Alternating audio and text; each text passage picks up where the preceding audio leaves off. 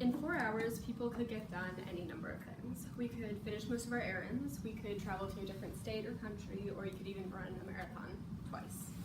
However, according to 2018 statistics, people spend more than half of their time on social media.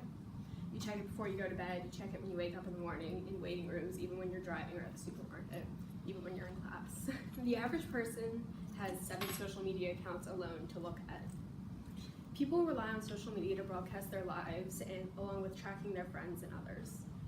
Social media platforms like Instagram saw $595 million in revenue in 2016 alone.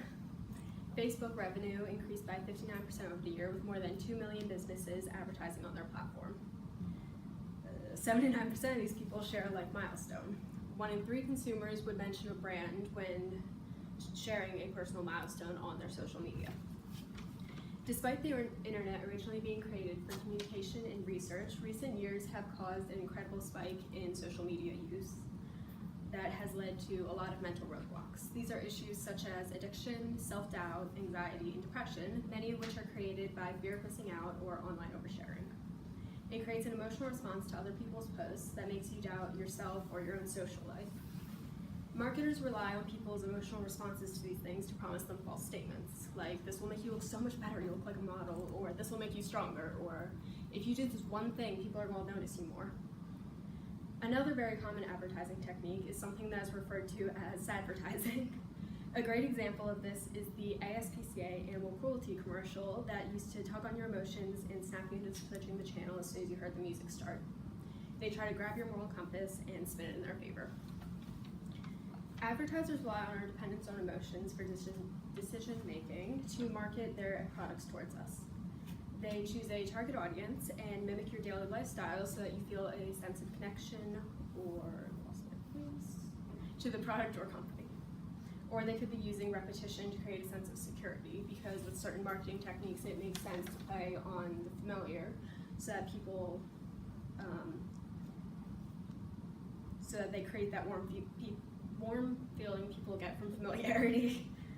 Along with all of these tricky social media marketing techniques, they also pull on our own addictions. First, they'll pull you in with content that's specifically targeted towards your age group or demographic, and then they'll rely on their schedule to keep you coming back every day to check out that specific time that they update. Marketers that rely on social media trends and popularity will use 2 different systems of thinking.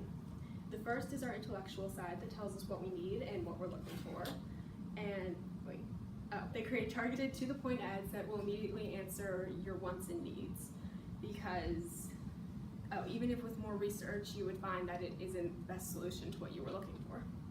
Or second, they'll rely on our emotional side by giving us a fragment of information and then know that they've piqued our interest with that piece of knowledge, which will send us looking farther and farther into their branding and advertising to find out more about their product, which will lead us later so that if we see their brand somewhere else with less context, it'll be immediately recognizable.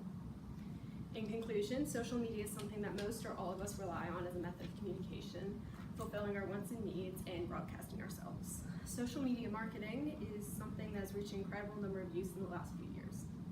They rely on emotions, intellect, and supply and demand to sell to us. While social media is something that is widely used and appreciated, I think that everyone should be aware of the false advertising marketing strategies that target every social media user and how it relies on our addiction to be more like what we see.